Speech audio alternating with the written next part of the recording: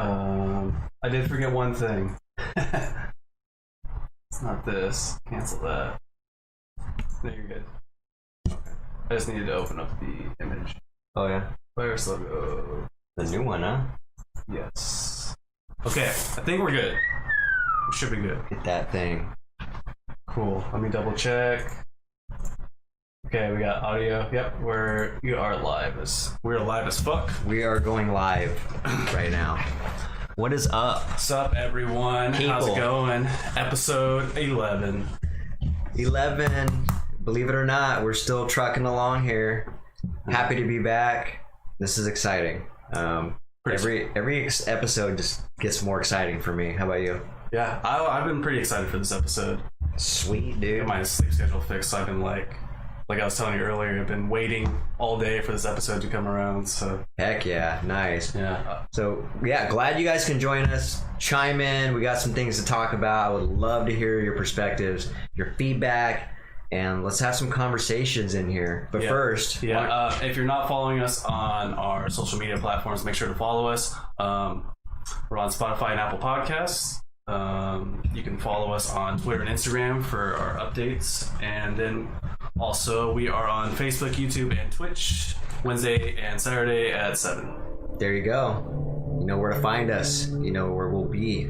Yep, sick. How's it going? Good, man. I'm doing really good.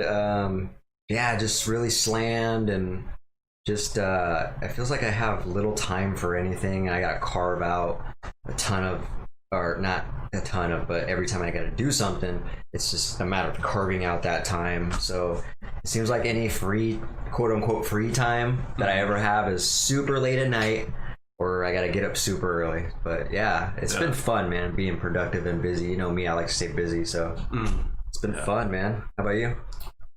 Chilling. Just been working on my art and trying to pass my finals for my science class. Nice. That's about it.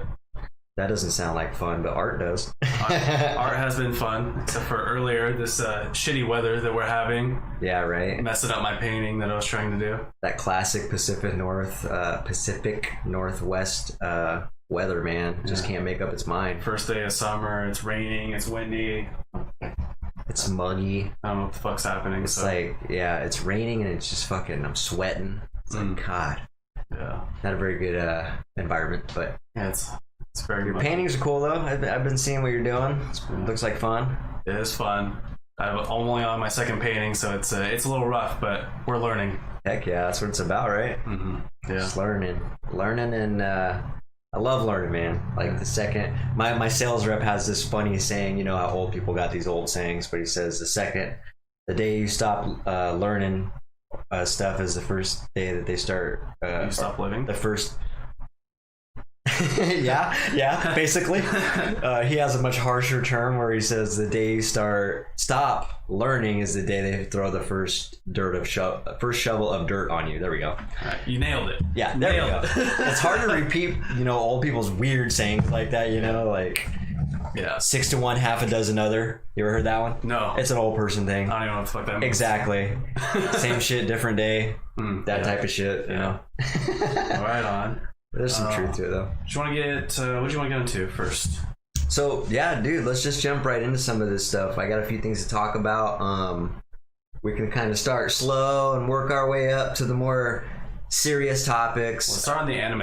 Let's do it. Let's do it. I'm down. All right. So we had a request from a friend of ours to review some anime, and she had a very specific anime episode that she wanted us to review and have us give her our thoughts on.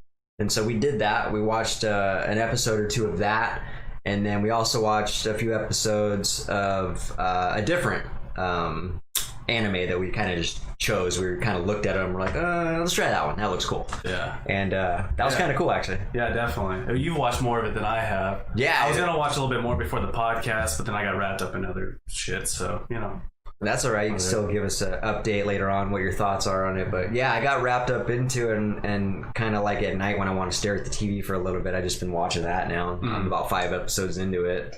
Yeah. So we'll see how long it goes. It's intriguing. Yeah. Okay. So the anime that we were asked to review was Seven Deadly Sins, which is on Netflix. If you guys haven't heard of it, it's interesting. That's one way to put it. It's not really my style, personally. Yeah. I don't really even know how to go about it. What is your style? Let me ask you that. I like it without derailing you so much. I like more grounded, I guess. It's not really grounded. It's more with the storyline. You mean? Yeah. Okay. It's more not really the storyline, but just the theme, I guess. Oh, okay. It's more the Seven Deadly Sins is more like fantastical than I would really want. It's like, for instance, there's a talking pig. Yeah, Seven Deadly Sins. That was interesting. And it just doesn't vibe with me very well. Yeah, it doesn't really get me going either. It really like took me out of the rest of the storyline that was going on. I feel like it was unnecessary. It's a distraction. Mm-hmm, exactly. And I don't really feel like it added much to the story. I mean, maybe it adds more in the future because we didn't watch that much of it, but from what we watched, it just seems kind of arbitrary Silly. and weird. Yeah, exactly. Good point. Yeah, I also I didn't really like it too much. I like the landscape art in it. Mm-hmm. That's like the first thing I said to you as well. There was some weird shit going on in that anime though that kind of disturbed me. First and foremost, I forgot. was the dude that was Okay, first they have this really high focus on the girl's busty boobs. Mm-hmm. There's a real clear indication that they want you to focus on this chick's boobs. That's right. So that's weird. And then if it's not weird enough, furthermore, the guy in there randomly gropes this girl's boobs throughout. I mean, shit, just in the first episode, it was, I want to say 3 times. It shows him twice, grabbing her boobs. Yeah. And the first time is like she's like sleeping, right? She's like passed out. Yeah. So it's without her consent, which is weird enough. And she doesn't say anything about it, which is even weirder. Yeah. So I don't know if they're condoning that behavior or what's going on. Obviously, that's us kind of overthinking it, maybe. But it's something that stood out to me too. So it was weird. I took a couple things away from that. First of all, it's kind of like in anime, a lot of the time, like the woman will be kind of like this damsel in distress that only serves the plot to like serve the guy, I guess, in that. And I just cliche. Yeah, it's really cliche. Not a fan. It's not interesting when you make things cliche, is it?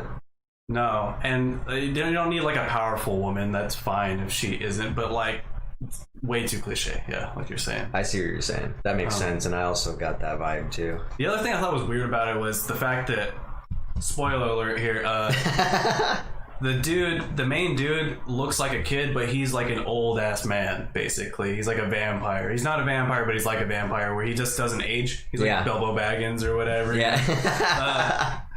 So he's like this old man that looks like a young boy that's groping this like... Oh, I didn't think about that. Holy shit, that's even more girl. Weird, dude. Yeah, I mean, she's like... She must be like a teenager or like a young adult, but either way, it's still fucking weird. That is even more weird. I didn't put that together until you just said that. Yeah, it's So yeah, that is strange. The sexuality thing that's going on there. The I don't know what you call it. It's molestation, I guess. Groping. Yeah. It's sexual assault. Sexual assault, whatever, if you will. It's weird, especially in a cartoon. Yeah. Well, the thing I don't like about it also as well, that's my second point that I almost forgot, is that seems it's geared towards younger, like teenage boys, right? Mm-hmm. To kind of get them excited. But the problem with that is if you're normalizing sexual abuse and then you're gearing it towards young boys, then they're gonna think that's normal, maybe. Yeah, there's a potential of that. There's a potential for it, yeah. So yeah, I don't really like that. I don't like that either, and it's not something we're into. Yeah. You know, as the main thing. Like if it's just not interesting and it's not something we're into, it's very easy to check out of that. I did like the overarching story. Like it was intriguing at the end of the first episode. I was like, I want to know what happens. It was so slow up until the very end. Yeah, but all those negative points really didn't make me want to continue watching it, regardless of how intriguing the end of the episode was. Yeah, and then it just had a lot of unnecessary added characters, like you said, the pig. It's just unnecessary things in the scenes. I can't remember exactly what else there was, but there was just a lot of unnecessary scenes. It's just really silly. It's always funny too, like anime when that one scene where the pig got all excited with something and there's like a bunch of colors and shit going on in the background. It's like it's so over dramatized. Yeah. Those scenes are weird to me. Also, there was like a fight scene in here. And they had like piano music playing. Oh yeah! Remember the music was not matching with what was happening in the scene. Very good point. I remember we were talking about that. We're like, this is so weird. Slow, fucking sad piano music going on during a fight scene that had high intensity action going on. And you said it right. Like it just did not mix very well. Yeah. Also, the cliche anime woman always just crying, like oh god, going to the extreme version of being feminine, you know what I mean? And it's not appealing to me. It's just too cliche, and if it's too cliche, it's very uninteresting. At least that's what our opinions are. Yeah. I think a lot of people would agree with that too. I'm not sure, but again, I mean, it's like a popular series on Netflix, so it's just kind of weird to me. But it must be a lot of young boys watching it. Yeah, I don't know, but so yeah, I wish I had a better review for that. I wish we could have liked it. There's something to actually gain as far as enjoyment goes out of that thing, but man, I just really didn't like that show. And I don't know, maybe we'll get another reference as far as a specific episode, maybe, or a different season. I'm willing to give it another shot, but from what we've seen, it just was not interesting. Yeah, I wanted to like it too. It was just like, oh, I tried. One of our fans gave us a recommendation. Let's try this out. I was excited, like maybe this will be cool. You know what I mean? And then I tried giving it the benefit of the doubt for a lot of the episode, and then I was like, it's just not going to happen for me. We gave it time, yeah. So once that was over, we decided to check out another anime episode since we were kind of like comparing. We decided to watch Castlevania, also on Netflix. And if you don't know, Castlevania is based off a video game. I think it's for the Nintendo 64. It's probably older than that, but I'm pretty sure it was on the Nintendo 64 as well. It started out as an arcade game originally, so it went to consoles after that. But very popular game. But that, very good choice. Me personally, the artwork in there, the storyline, there's so much to engage in and so much intriguing structure to that anime. And it just keeps going because, like I said, I've watched about 5 episodes of it, and it's just more interesting and more interesting. It's basically a story based on Dracula and this other individual who's Trevor Belmont is part of this Belmont family history who basically has been fighting monsters, if you will. So it's very cool though. If you haven't seen it, check it out. If you're into anime or any type of anime, very cool. It's very gruesome, very violent, and the artwork that complements that violence is actually pretty cool in my opinion. I did like the artwork. I also everything, it really was cohesive. The music went really well with it. The acting, the organ playing and stuff. The acting was really good in it. The voices, character voices. Exactly. The voice acting, they fit very well. Yeah. And it was a lot more grounded. It seemed more like a world. You know what I mean? Yeah, like exactly. If we're comparing it to Seven Deadly Sins, which just seemed that a lot of elements didn't match with that. You're left to think like too much. Like what is going on here? I'm waiting for a hook. I'm waiting for something.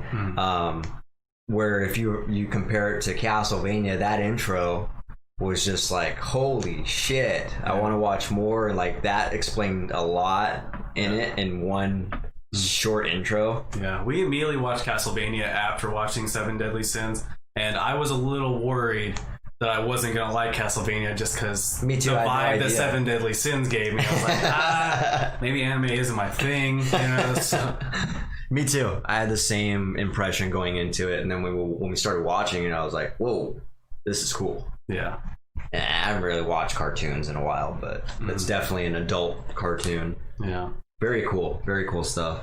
I like some adult cartoons that aren't animes. Like, I don't know if you've seen BoJack Horseman. Yeah, that's pretty cool. It's pretty cool. Shit like that is pretty nice. Or what's the name of that dog listens to metal?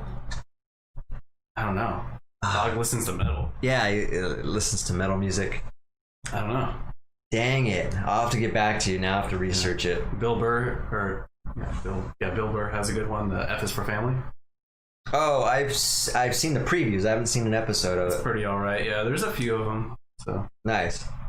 Yeah, and then obviously like Family Guy and South Park and the basic ones that are pretty creative. I used to love South Park. South Park is genius, man. I mean, they're still cranking out quality stuff, and they're just genius. Yeah, I stopped watching South Park like season 13, which was like in 2007. They're still going. I can't believe they're still going, man. That's crazy. They're just, I mean, that actually, I can't believe it.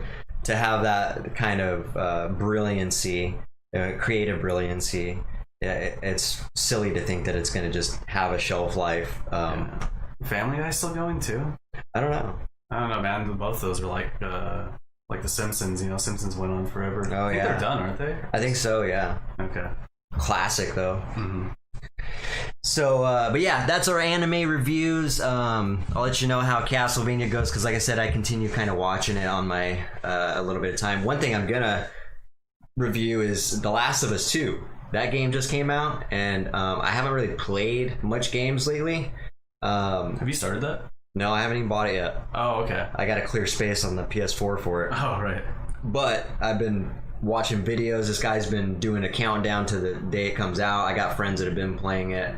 I played the first one and really enjoyed it. I love those games. I have a great storyline to it with good graphics. And this game has been hyped up for so much time with the storyline and the graphics, the amount of effort that's been put into this game. So I'm actually really excited to play it. And so how I'm going to find the time to do it, I don't know. But I'm gonna. I mean, you've watched 5 episodes of Castlevania. I'm sure you could put in 30 minutes a night or whatever into The Last of Us. Yeah, it's got to really captivate me, which it will, because that's what keeps me up later. You know what I mean? And that, and then me thinking about how early I gotta get up the next day. So I'm like, oh shit, I better. I'm gonna come down at like 12:30 at night, and I'm like, still fucking awake, just crack it out on The Last of Us. So yeah, that's what we're doing. Let's just start working down some of these things. So I had this theory that, and you let me know what you think about this. I feel like you can tell a lot about a person's personality and characteristics by the way they drive and their driving habits. That's an interesting. Is that true or false? Would you say? I think that's true for sure. Yeah, that's really interesting. I guess I've noticed that, but never really thought about it in depth. That's totally true. Yeah, and again, it's subjective, and there's exceptions, and so on and so forth. But in general, even more so, the type of car they drive. And yeah, the driving style. Yeah, you can tell what type of person they are. More specifically, though, I'm referring to how they drive, whether they speed, whether they are inconsiderate as far as cutting in front of people, brake hard, whether they're really cautious. You know, those people. Well, my mom. Hey, mom. My mom's one of those people. She drives really carefully. Yeah. You can tell that she's very reserved. I think. You know, I know my mom a little bit more, so I know you, Mom. You drive very carefully, and you're also very reserved, so it kind of goes hand in hand. I'm a pretty careful driver, actually. Yeah. I guess, you know what, that shows something about me, because I have anxiety, so... You can tell if a person takes risk or they don't. Mm-hmm. You can tell if they're aggressive or if they're not. Yeah. See, I only speed when I can see a long stretch ahead of me, and I'm like, all right, let's get over there quicker, but... You can tell if a person's self-absorbed or a little more considerate with their surroundings. Yeah. You know, the thing is interesting. You usually tell if someone's young or immature by the type of car they're driving and how they're driving. Oh, they're absolutely. always driving like those fucking Hondas, fucking speeding around, listening to loud, like, you know, bassy music, and I'm just like, oh god. Or if it's, I was like, they're either this is gonna be they're either teenagers or they're like 20-something-year-old drug addicts. I found it interesting that the older you get, it's weird to me that older individuals drive a stick shift. I don't know why, but it screams to me like high school things, so like the fast, speedy car. Yeah. I don't know. It's just to me it is like it's a maintenance. It's an efficiency thing. The older you get, you don't have to fucking shift gears and do all this. Those cars are easier to maintain, though. Yeah, it's just I don't. I mean, so are automatics. So I don't know what you mean by easier. Well, you can change. Like if the transmission gets fucked on your automatic, you're fucked, right? You just get a new transmission. It's really expensive, though. You can replace your own like clutch or whatever on a manual.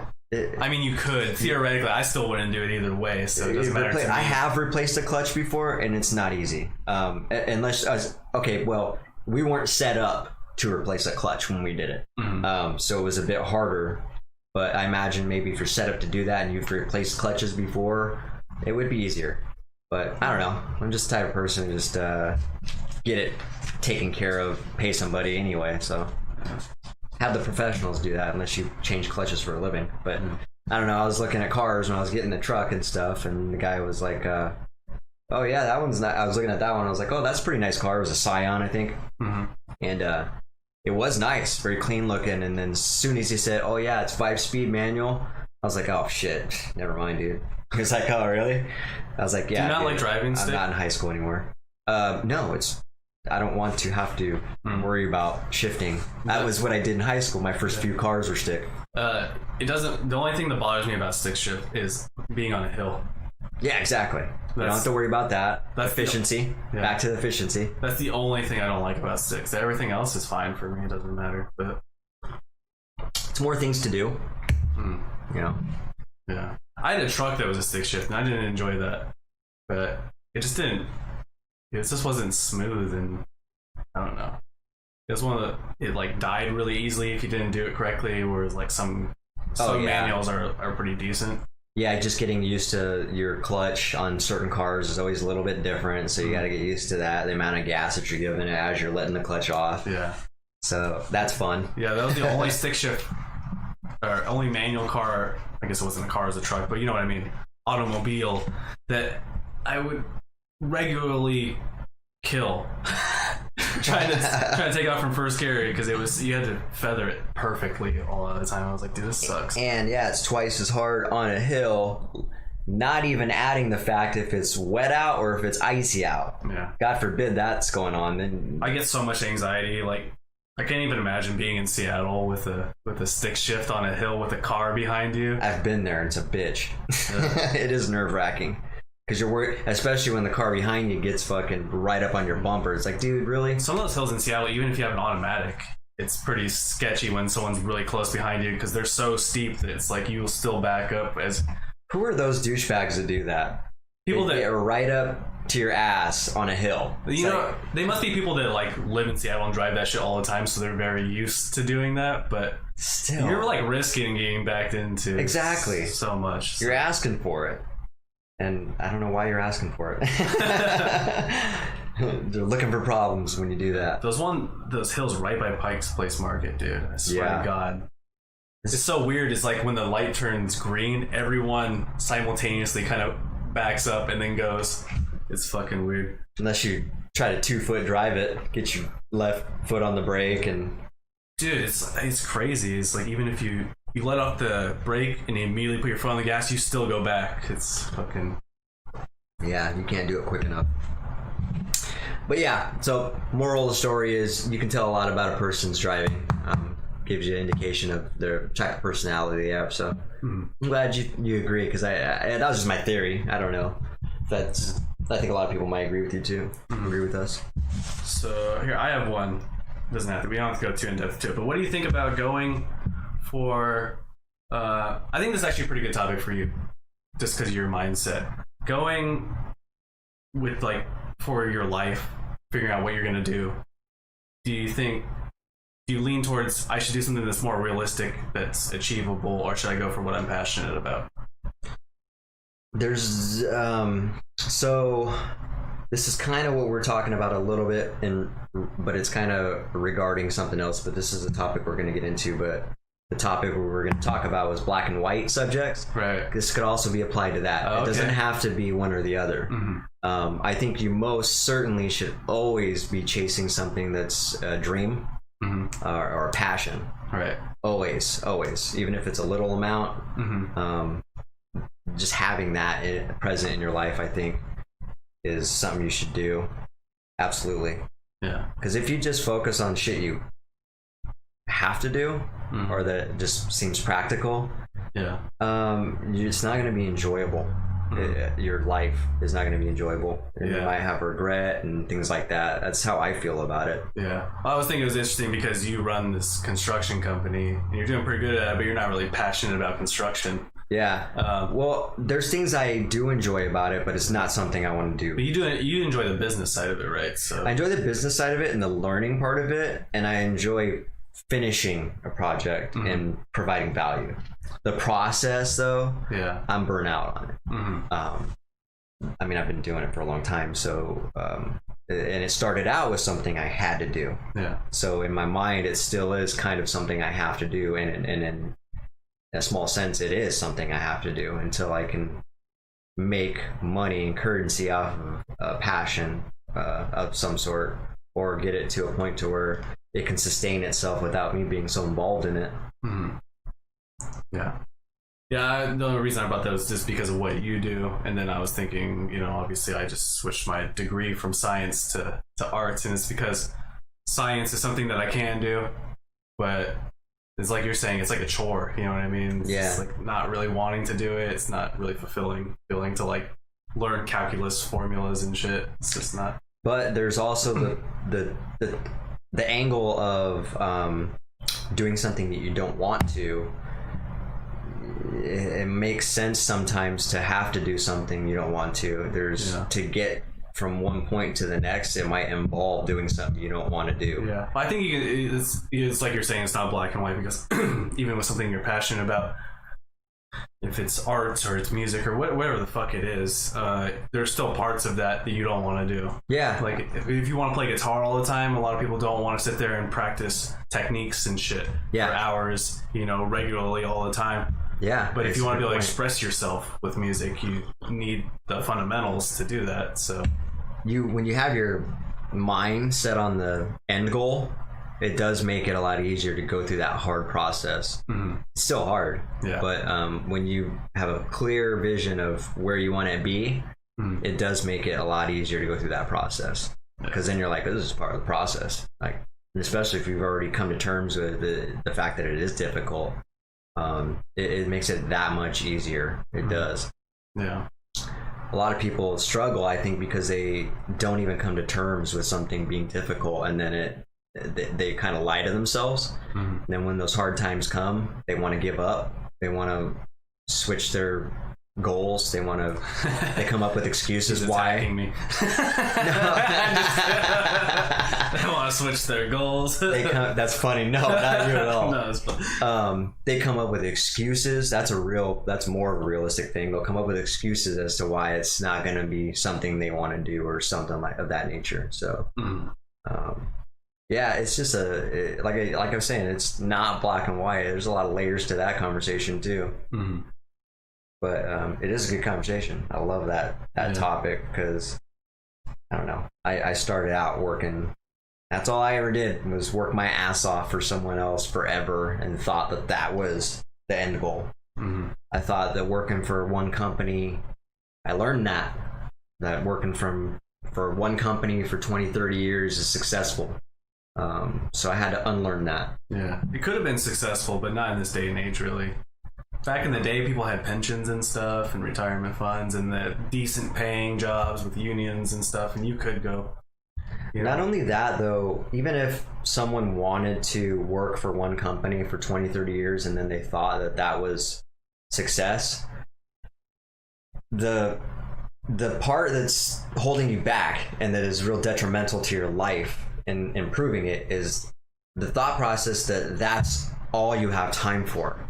If you're going to commit to working for a company for 20, 30 years, you should also be pursuing on your side time something that you want to do. You should always carve out that time. Yeah, I'm not good at that. I don't know. People do that. That's just tough. It's a time thing I too. don't have the energy for it. I don't know. Because sometimes your main job will burn you out. That's what I'm saying. It's like every time I've had a full-time job and I want to, do music or whatever on the side, it's so hard to get the energy when you're done working to work on your. I get it. You come home and you're just like, I want to go to fucking sleep, or I just want to veg out, watch Netflix or whatever. Yeah. Gary Vee talks a lot about that, man. He talks about, like, if you have 2 hours of time to watch Netflix, that could have been 2 hours you could have been improving your life on a skill or something. It's tough, though. Yeah. I'm wondering if, this is kind of a side tangent, I'm wondering if for me, if I have like some hormonal imbalance, honestly. Because we all do, probably. I mean, I just meant like a detrimental one. I just feel like I don't have a lot of drive, you know what I mean? And can't figure it out why. I can't figure out if it's like, maybe it's like a hormonal thing, or maybe it's a depression thing. But I have a very finite amount of energy that I can use every day. And I have to figure out what I'm going to spend it on, So it's like, if I have a full-time... Can't be wasted. Huh? Can't be wasted on... Yeah, exactly. So if I have a full-time job, 80% of the time I don't have the energy to do stuff after that, when I come home. It's tough. I understand that part, absolutely.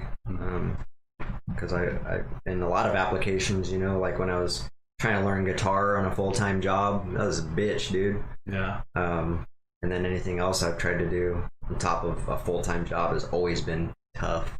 Yeah. I guess it goes back to that discussion we had, is like, what are you meant to do? We're not meant to work 8 hours a day and then pursue the things that we actually care about afterwards. As like a secondary thought. Exactly. And that's why it's important, man, to really think about having an end goal and picturing yourself there. Another guy I follow is Dan Locke.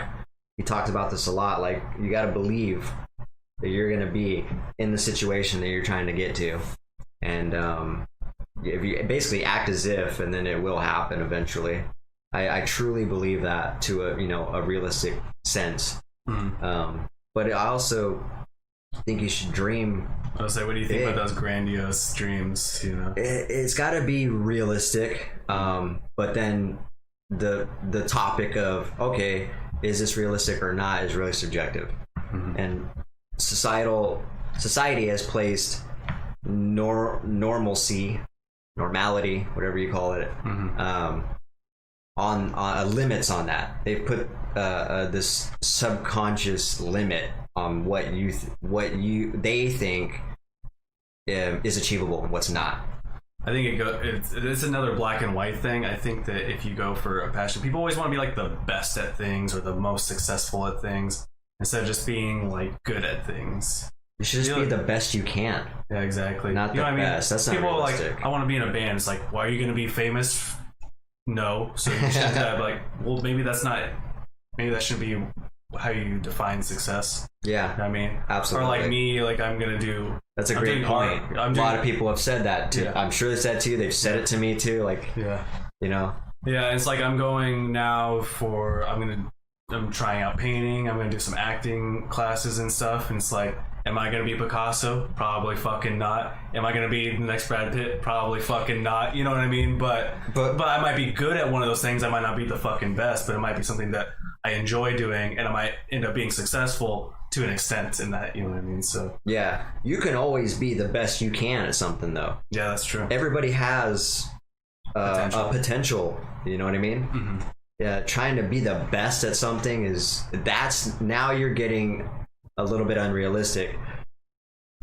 Most people, I think, that are the best at stuff probably, maybe, I don't know, I would argue, like, if Michael Jordan or Kobe Bryant, like, I don't know if they started out saying I'm gonna be the best, I want to be the best.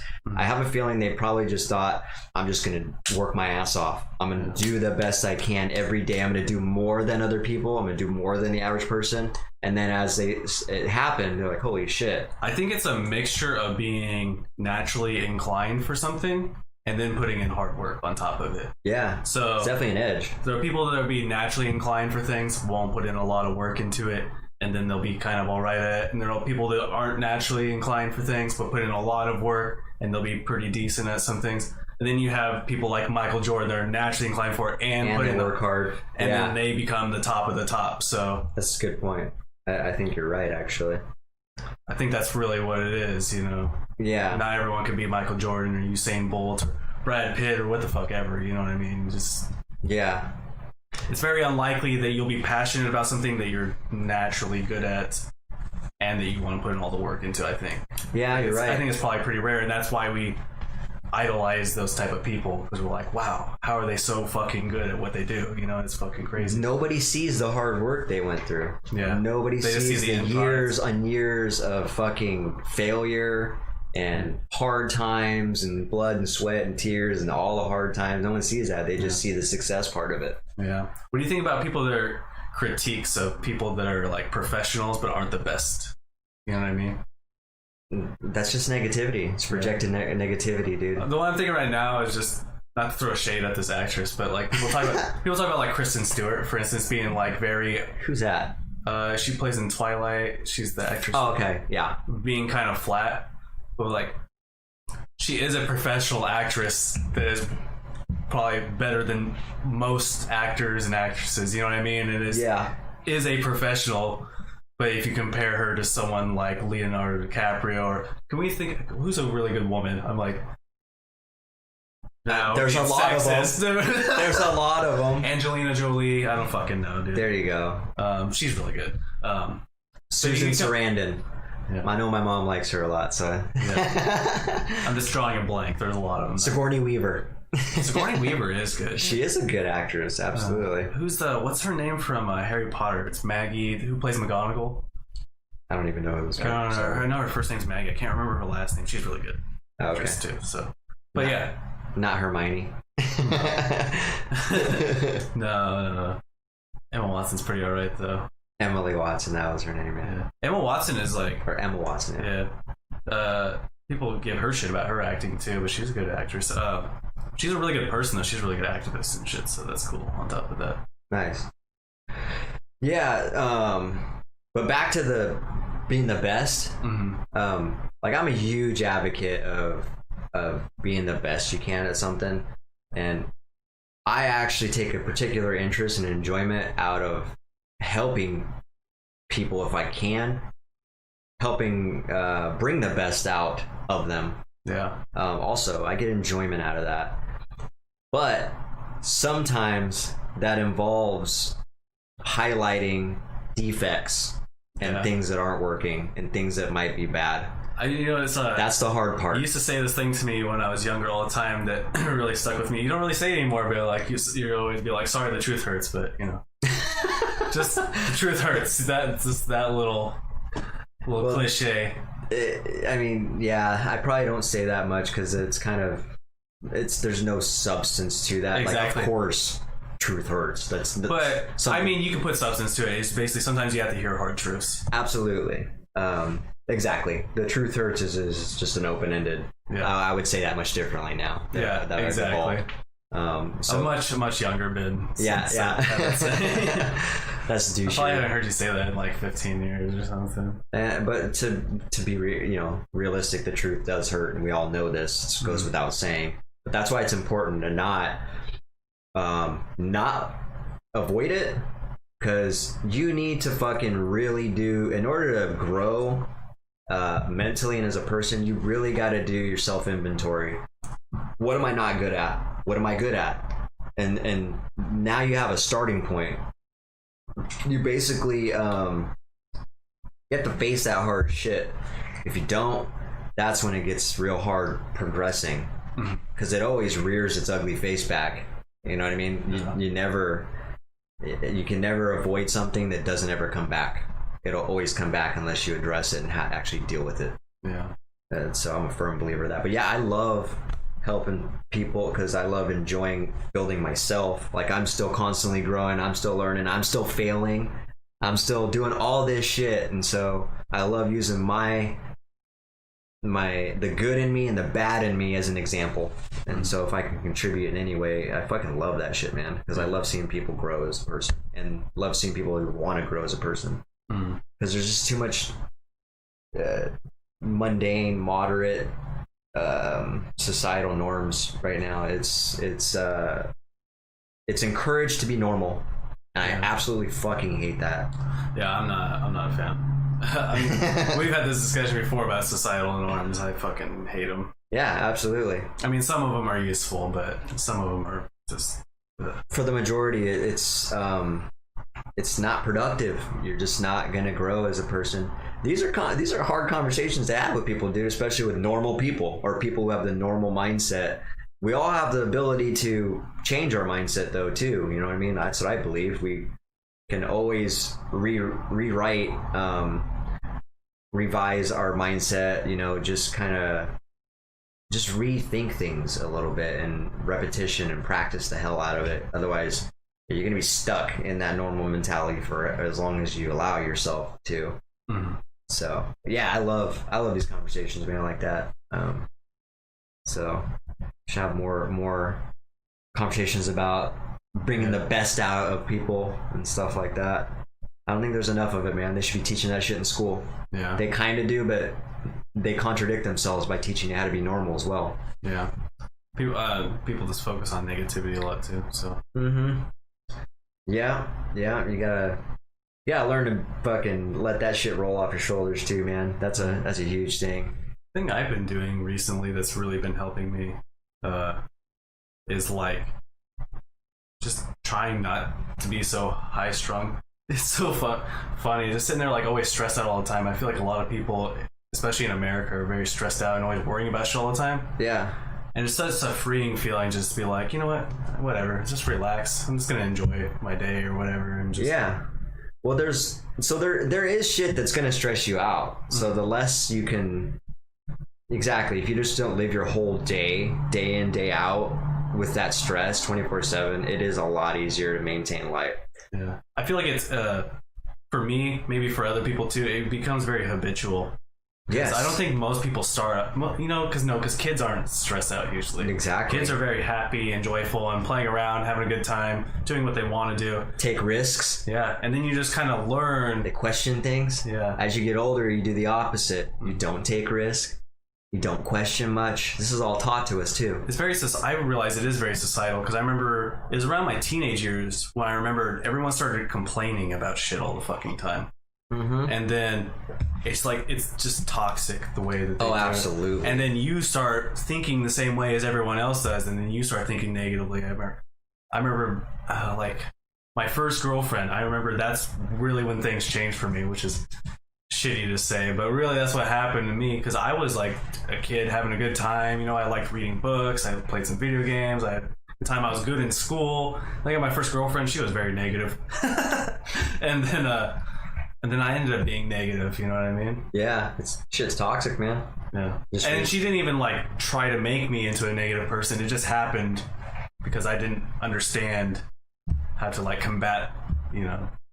That probably is part of like the herd mentality thing we're talking about too, you know what I mean? Exactly. Wanting to fit in and stuff, because... Yeah, especially for me at that age, you know, because like... Oh, yeah. Getting into my teenage years, teenagers just want to fit in. They want to... Absolutely.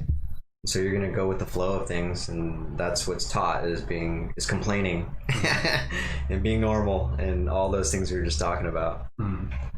Yeah, it's interesting shit, man. That's a good point.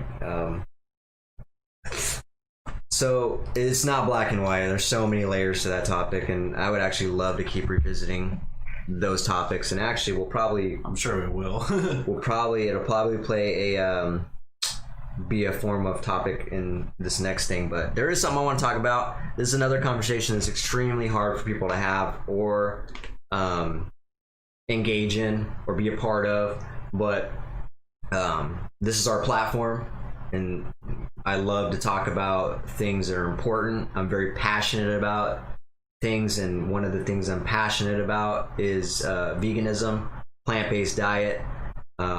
I understand I have a ton of family members and friends that are not vegan. I was not vegan for 32 years of my life. So again, I'm not I am biased, but I'm not judgmental. Okay, so that's one thing to understand about me when I'm talking about veganism. And so there's a guy I follow. I follow a lot of different activists, from Vegan Evan to Emily at Bite Size Vegan to That Vegan Couple, so on and so forth. Damian Mander, Patrick Baboumian. You've seen a lot of these guys on the Game Changers too. So I follow a lot of people that are into the type of lifestyle I'm into, and I admire that, and I'm influenced by it too. But one particular statement by James Aspey, he's one of my favorites. He's got a very good approach, very realistic, humane approach, and ethical approach and moral approach to people. He's also not very judgmental. And so he had this cool little video that I watched that I really particularly enjoyed, because he had a lot of viewpoints and topics in one compressed package. So I'm going to review what he said, and then I'll also review, let you know what my response to that was as well, and we'll get your thoughts on it. I don't think anybody's ready to chime in on that, but I would love to have somebody hop in on this conversation and give us your insight on this as well. So I'm just going to jump right into it here. So James Aspey was talking about how we send animals forcefully into the prep area. We force these animals into slaughter. They can sense the death. They can smell blood. They're living and conscious beings. I'm going to try to repeat this verbatim so that I'm not deviating from what his message actually was. These are beings that they have all the senses that we do, and then they're chopped up into pieces and they're served up in the supermarket. There's nothing humane about this process, which I would agree with.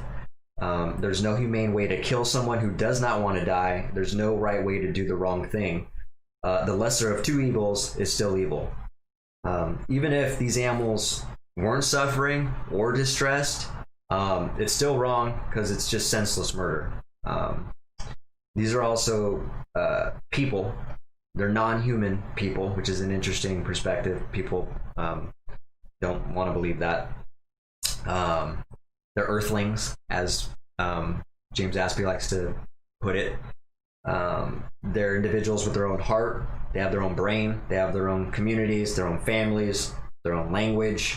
They have their own eyes, their own ears, their own nose, their mouth. All these senses we have again. They have the same organs. They eat, they breathe, they sleep, they have a family, they sing to their babies, they have best friends, they build their homes. Basically just like us. They have a lot of the same characteristics as us. I think we could all agree upon that. Obviously they have 4 legs instead of 2. They have wings, they have fur. They're a little bit different than us on the outside. And he goes on to say, how many times have we got that wrong before? What he means by that is racism, sexism, just some of the things that we've really got wrong in the past, let's put it that way. Both of those particular subjects, racism and sexism, both times we're discriminated against other beings on something arbitrary, like skin color or gender, right? Silly. And it's shameful of us to think about now. It's a shame to think about now that we behaved that way for so long. And now we do it with species. We've been doing it with species, rather. This is the longest standing, I love this quote, this is the longest standing injustice or form of oppression of all time. It's got, with the most amount of victims by far. Every single day we send these animals again to slaughter. About 8 billion earthlings we send to get murdered inside these slaughterhouses against their will, humanely, as they would have us all believe. Why are we okay with this? There's a lot of reasons, in my opinion, but he goes on to say it's a socially, or why is it a socially accepted evil? Because we've been told that we need meat for protein, we need dairy for calcium, and eggs for omegas. We've been told animals are killed humanely. We've been told fish don't feel pain. We've been told that they have a great life and it's just one bad day. We're told a lot of things to make us feel that this is an okay procedure. And then people think that if we don't eat meat, we're never going to enjoy another meal because that's the food we know and enjoy. And if we're not going to enjoy a meal, then it's impossible. So let's just not even look at the issue. Let's just try to buy free range. People like to say, let's just try to buy free range, try to make their cages bigger and better. Let's make things nicer for them before we stab them in the throat, force them into gas changers, to be bluntly about it.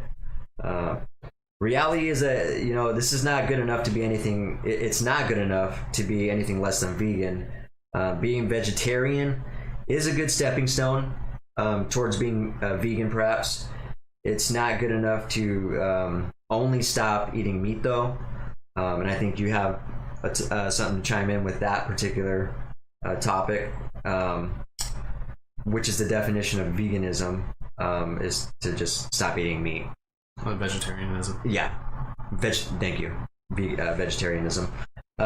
Being vegan means that you're not, or you are against the oppression of non-human beings. All other species. It's about extending your circle of compassion to embrace all nature, all living things. I know some of you might sound like that's hippie-ish, that's tree hugger-ish, whatever, but it's really true. And apparently that was an Einstein quote. I didn't know that. Einstein also said that man was never meant to be a carnivore, and nothing will benefit human health and our chances of survival more than evolution of this diet, this vegan diet. When he said that, he meant from all animal product, free from all animal products rather. So again, it's not enough to cut out just the meat. Dairy and eggs cause just as much suffering. A lot of you guys might not understand that, but if you do a little bit of research into it, there's a huge amount of suffering that goes into the process of producing dairy and eggs as well. So leather,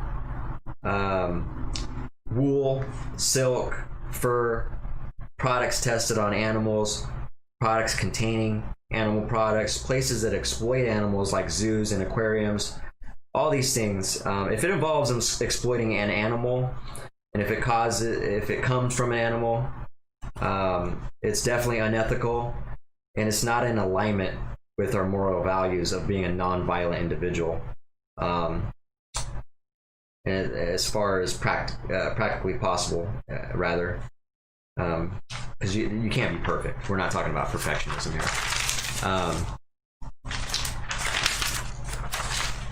So that's what veganism is all about. It's not about perfection. That's what I just said. It is impossible to be perfect. It's about having the least amount of footprint on this, on animals and the world. And there's so many layers to it. So we choose a path of least harm, and the path to least harm is veganism, and that's what it's about. So that was what James Aspie had to say in a nutshell. We have to tag him in this now. Yeah, absolutely. Because like I said, I really like the guy. I admire what he's doing out there. I first seen him on a video with Vegan Evan. If you don't know who that is, he's a child activist. He's about 7 years old. He's not 7 anymore. He was 7, I think, when I first seen his video. My daughter loves him a lot, and we follow him quite a bit. Smart kid, and really very outspoken, very articulate. And for a child to pick up that kind of moral and ethical information to help change the world, I admire that kid, man. So my response to that, I have a lot more to say, but obviously you can't type 3 paragraphs in an Instagram reply, or it gets really boring for the reader. So, but I did write, hey man, this is a great message with a lot of substance compressed into one tight package. One of my main suspicions is that people are afraid to try or or the reason that people are afraid or try to completely convert is because most people don't want to be the odd person out, and that they don't want to be that one person that doesn't consume animals at the table. They don't want to be, quote unquote, that person. I think it goes deeper on a psychological level. This is just one layer for me, but this is something that doesn't get talked about, I don't think, and so I'm bringing it to light. I think it goes deeper on a psychological level, meaning people care what other people think too much or how they come across. I truly believe everyone knows by now that you do not need meat to survive, because I've proven it. He's proven it. James Aspey has proven it. Many people have proven this theory wrong. So I think we're all educated enough to know this now. So that's not the excuse anymore. Another main reason is because people are just lazy. They like the easily accessible convenience of being able to just go to a fast food joint or a restaurant. They want it quick, they want it fast, they want it sweet, they want it salty, and without thought. Basically, it's selfish. And again, this might seem pretty harsh to some people, but I also highlight my own defects and how I'm not perfect. So when I talk shit about anything, I talk shit about myself too.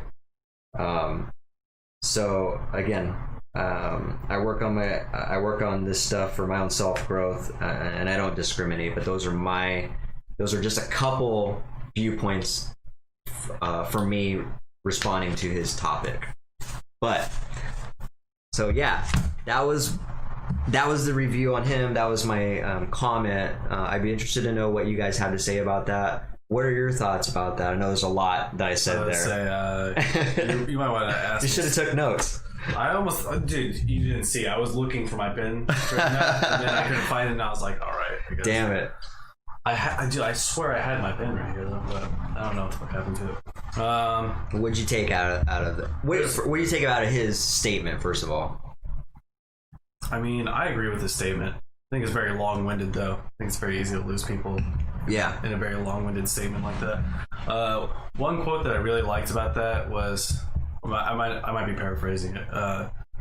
There's no right way to do the wrong thing. Yeah. That's a really powerful statement, honestly. Absolutely. And the lesser of two evils is still evil. Yeah, that's another good one. I do like that. They're very extreme sayings. Or, well, the lesser of two evils is still evil. It's kind of extreme sounding, but I do like it. It sounds cool. I mean, what we're doing is extreme, though. So I think it's appropriate. Mm-hmm. Yeah. I think people forget that we are animals a lot of the time.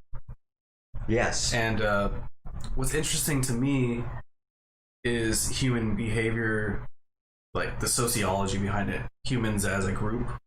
Humans as a group are fucking weird, honestly, because as individuals, you can get someone to think individually and understand concepts. Yeah. But then when you get people as a group, they always act differently. So that's always interesting to me. But the interesting thing to me about that is that when you have a group of people, they have like this dissonance where they just, anyone that's different, they think of them as lesser. Yeah. So they think about people like that, they think about animals like that. Anything that they don't consider on their level, they just go, oh, okay, I don't really care about that. Which is a very interesting thought process that it is, man. they go through. I don't know how to articulate that better, but I think you got your point across very well. Yeah. I think people understand exactly what you mean. Absolutely right. For some reason, we like to discriminate very easily. Yeah. If there's any indifference. Mm. And again, he highlighted sexism and racism as being very valid points of that. Yeah. Like, we should be ashamed of ourselves for participating in that behavior.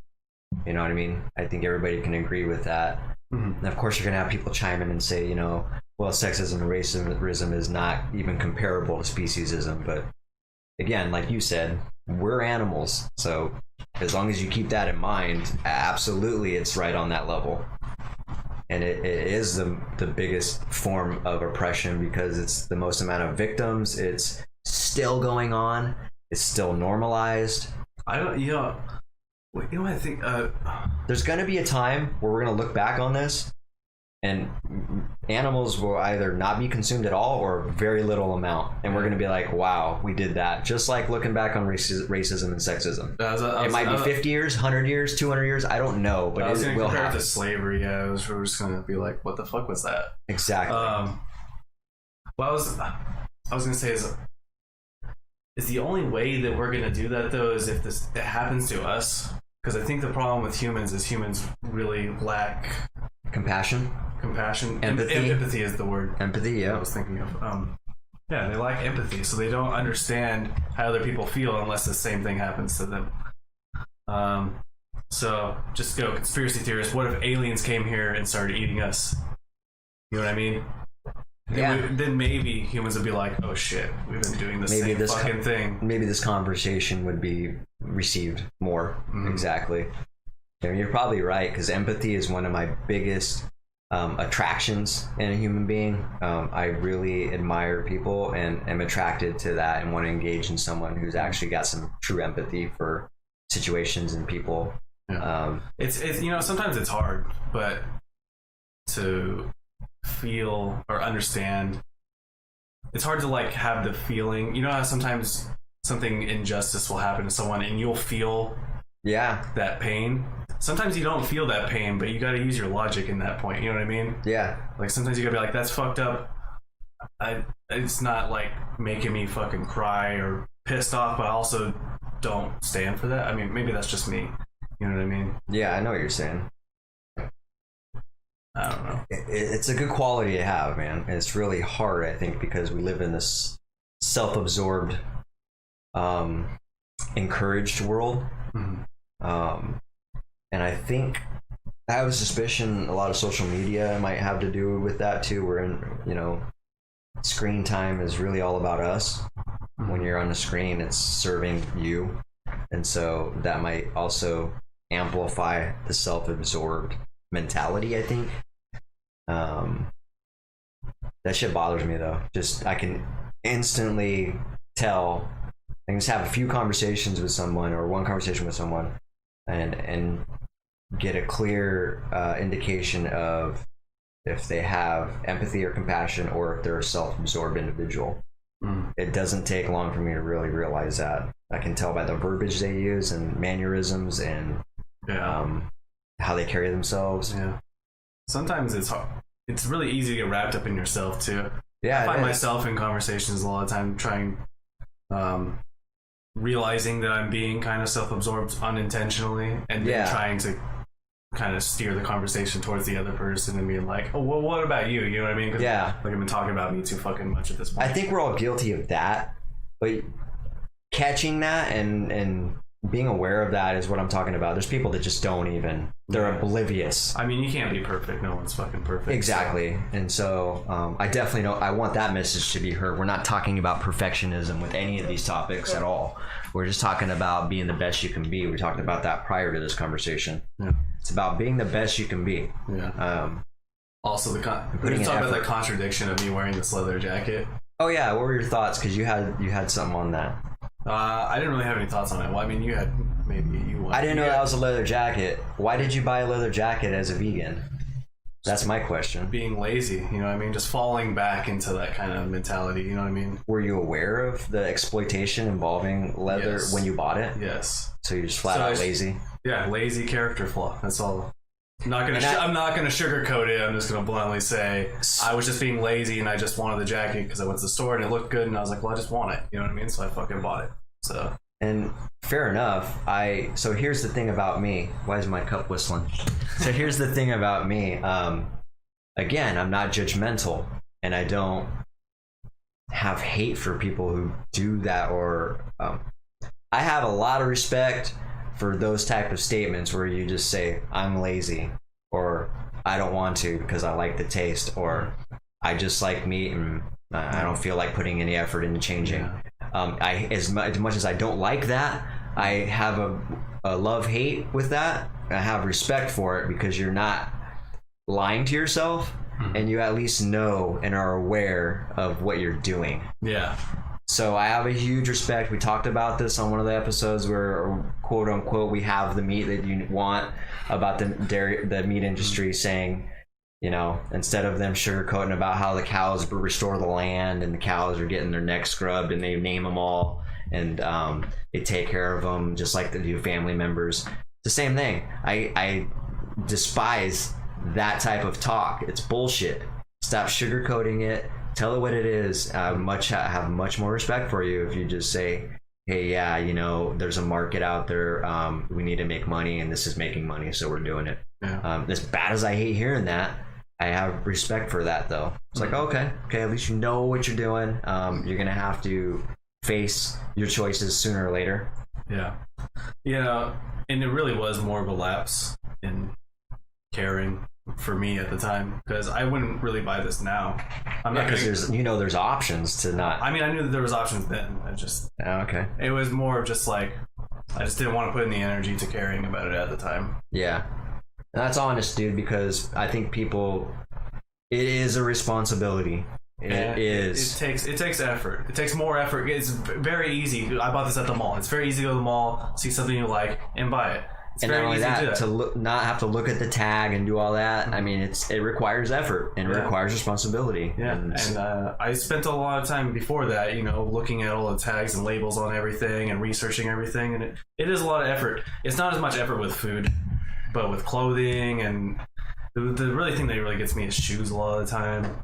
Yeah. This was not necessary. I had a vegan leather jacket when I bought this even, so that's even worse, but I just like the way this one looked. I was like, I really like it. You know what I mean? So I was talking to somebody about this a while back who's also vegan. I was like, man, I have a wool jacket that I've had prior, pre-vegan.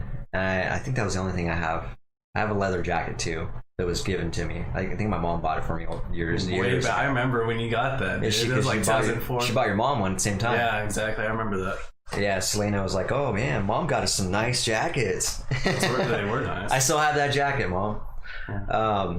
But so I was confused. I was like, "Should I throw this away?" I was like, "No." Now it's in vain. The death was in vain if I do that. Yeah. I was like, I'm just gonna keep it until it's to the point where it's torn up or I don't want it anymore. Yeah, exactly. I'm not gonna get rid of this. I've already paid for it. The cows already died. You know what I mean? It's like, me getting rid of this isn't going to change anything out. You know what I mean? Well, now that you've bought it, it's not going to change anything. But the fact that you purchased it does have an impact, because now you're contributing to the demand for it. Exactly. But I mean, I'm not now. But now that you've already bought it, yeah, you're past the point of no return. I can't go back and unbuy it. So exactly. There's no point in me getting rid of it. Besides being ashamed and not wanting to own up to the fact that I bought it is really getting rid of it. I feel like you don't want to have that that reminds me of me being a fucking idiot. Apparently. You know what I mean? And that's a personal choice. Yeah, it is. If someone wants to, that's their personal choice. Or, I guess if you have the financial means to not really give a shit about getting rid of clothing, but you know what I mean? Yeah. For me, I don't have a ton of money for clothing, so I'm not just going to get rid of clothing just because I don't agree with how I felt when I bought it or whatever. Or if someone, I can see, there's a lot of different perspectives to it. Maybe someone might think they're advocating or advertising that, like, hey, you should buy this. And I could see how a vegan would not want to support an old purchase that way. So there is, I remember when I had my vegan leather jacket, people would give me shit about that one, Yeah. It's like you're still advertising basically for the real thing. You know what I mean? It's like, That conversation to me would be like, look, dude, I'm advertising there's an alternative. Well, I will go on the opposite end and say that they have a point. So, they do, but... So if this was vegan leather, I'm walking down the street, I'm at the bar or something, some other dude sees me wearing that, doesn't actually have a conversation with me, he's like, that's a nice fucking jacket. I think I might go get one like that. But it's vegan leather. He doesn't know it's vegan leather. He goes buy a regular leather jacket without ever talking to me. Then, you know what I mean? Yeah. I can contribute it to, unintentionally contributing to that happening. So, and this is just us trying to think of all these angles. Exactly. There's a con to that part, I feel like, too. Yeah. So it's an interesting topic, man. But if I buy another jacket, I will buy a vegan leather jacket because I just like the way the leather looks. So yeah, it is what nice it is. Look. Yeah. I mean, unless there's a way to, I mean, if someone wanted to go extreme on that, they would have it written on their back or on it saying vegan leather. You know what I mean? So I wouldn't do that because I usually don't have a lot of writing and stuff on my clothing. But But yeah, there's a lot of layers to it, man. But what do you say to my response? What did you think about my response on some of the things? Sorry, it was really long-winded too. I was talking about the psychological part of it. One of the things I talked about was my suspicion that people are afraid to try or completely convert is because most people don't want to be the odd person out. They don't want to be that one person. That's part of, so I've been vegan for 3 years, but I have tried going back a couple of times and failed, which is a funny topic in it. So that's great to hear. Failed to go back to reconvert.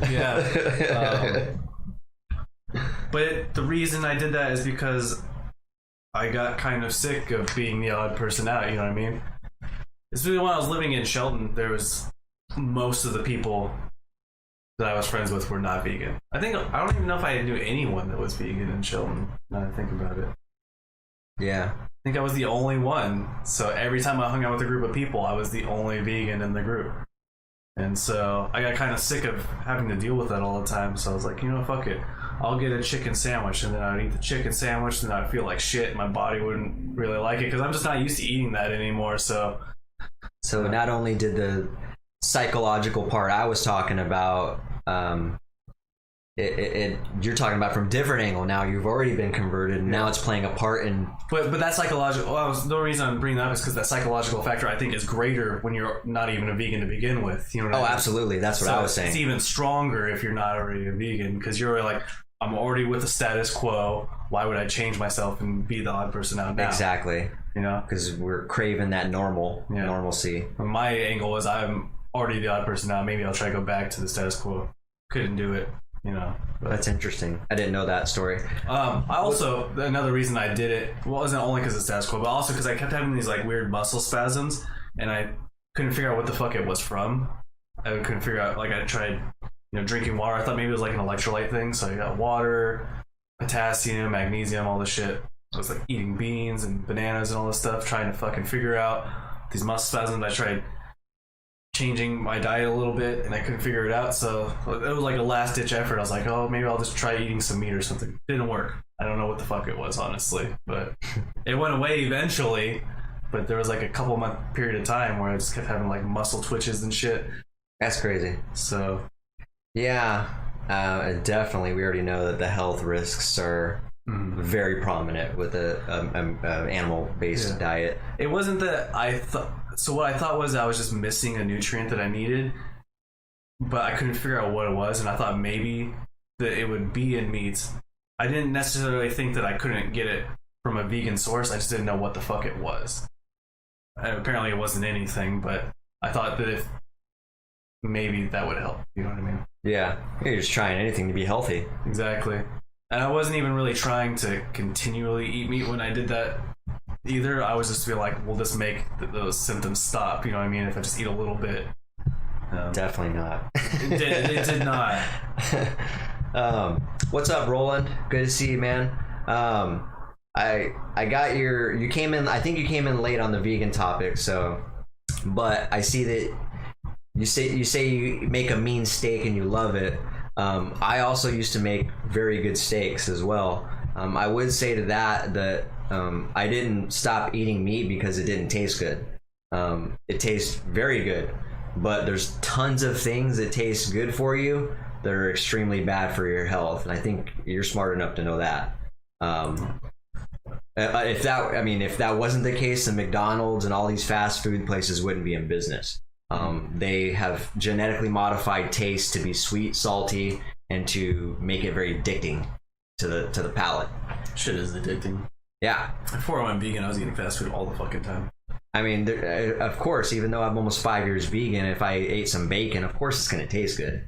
But it just doesn't. It's not in alignment with my moral. And on top of that, you don't need to eat it. There's no reason to eat it. On top of that, you're getting nutrients through getting it passed through another entity. So you're getting nutrients that go through the cow, and then now you're eating it secondary. So you get secondary nutrients. Why not just go to the source and eat the plants where you can get solid direct nutrients from it? You know what I always liked is like this kind of thought process is that when you see a dead animal, does that make you hungry? No. I know. That's a good question. It's like if you see like roadkill on the side of the street, you know what I mean? Or one of those documentaries talked about it too. They're putting the fish in the blender. Yep, and it's got a good point when they said that. It was like, yeah, it's absolutely disgusting. But animals that are meant to be carnivorous will eat like a raw fish. They'll eat a dead animal. They have to. Yeah. They're genetically, biologically designed to do that. They're designed to do that, yeah. Their stomachs are biologically designed to do that. They have a much smaller intestine too to absorb that and digest that. We're not designed that way. There is a reason that you see a dead animal and you're repulsed. Oh, absolutely.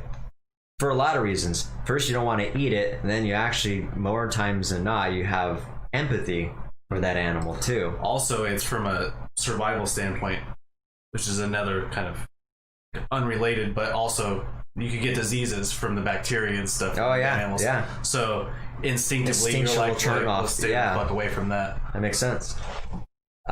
Which is true. Most food poisoning is from animal products. You know, it's from eggs, undercooked meat. Most food poisoning is from animal products. So yeah. So Roland's talking about the flame broiler at Burger King is chemicals. Yes, absolutely. Can I just make a really annoying scientific tangent? Yes. Everything is chemicals. You can't. It's just like, everything is made out of atoms. Yeah, exactly. Good point. But what he's saying is harmful chemicals, obviously. But I just wanted to. We know what you're saying, dude. Yeah, Danny's just. I'm just being an asshole. He's poking fun. But yes, agreed. It's garbage. And then you said so you told the line cook that was eating at Burger King. You asked him does he really think someone back there is flame broiling a burger? Actually, it's added flavor. They actually do flame broil their stuff though. Do they pre-freezing? Is that what you mean? No. You think they're doing it at the actual establishment? Do you ever notice that when you go by Burger King always looks like it's on fire? No. It's always smoky around Burger King. Oh, is it? So they are doing it? Yeah, and I only know this because I was with my friend, and they were like, why does Burger King always look like it's on fire? And then I messaged my dad, Derek, who is he like manages Burger King, right? He manages Burger King. So I was like, why does it always look like it's on fire? He's like, because they flame broil the burgers. I was like, oh, okay, that makes perfect sense. So interesting. So there you go, Roland. I guess they do actually flame broil the burgers there. Yeah. But again, it's not quality. Though I'm sure there are chemicals somewhere around there that's awful. Still, it's fast food. It's not good for you, regardless if they flame broil it or not. Yeah, but more importantly, to not get sidetracked on your initial comment about how you make a mean steak and you love it.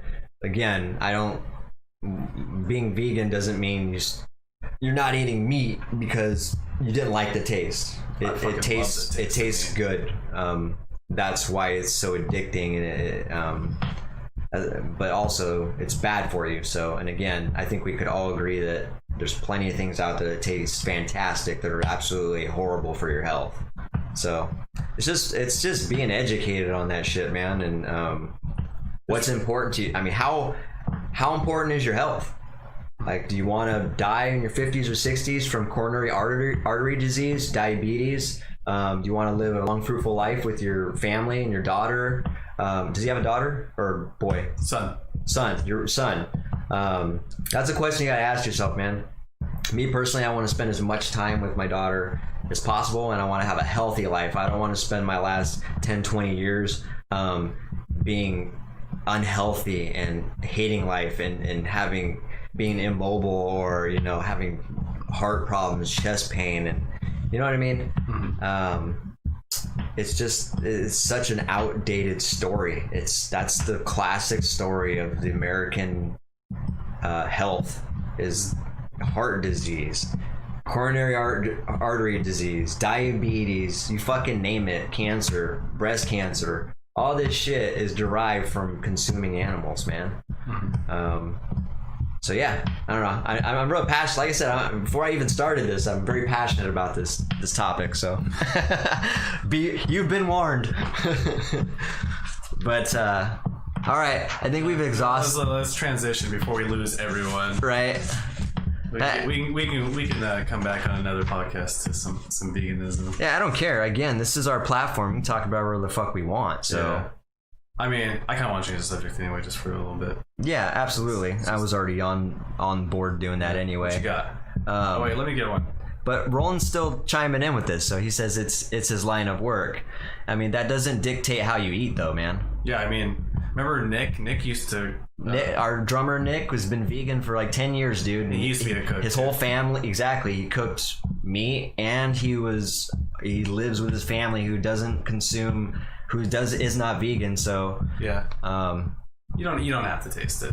And Nick definitely. Oh, I see what you're saying. You got to taste it. Now, man, you've had experience enough. You say you make a mean steak, so that means you've already got the experience. You know what it takes. You could also. You don't have to actually digest it.